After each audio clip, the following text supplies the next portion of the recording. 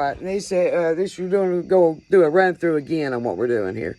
I got my sister's 2011 Nissan Rogue SV. It's an all-wheel drive. We're having to replace the front passenger side wheel bearing, axle, and ball joint.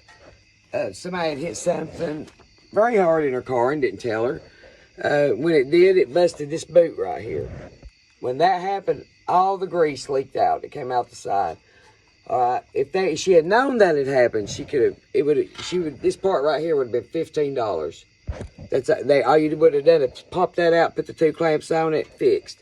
Now she's replacing the whole axle. She's replacing the wheel bearing in here and the ball joint underneath.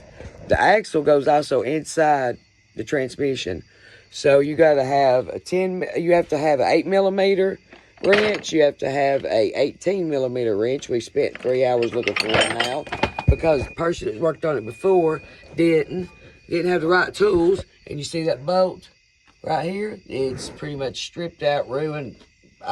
Hopefully we get it off. He's confident we will. My friend, it's his garage.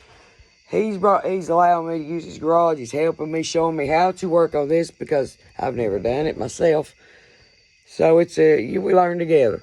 Here's the brake bracket. We took it off first. Well, we took the wheel and tire off.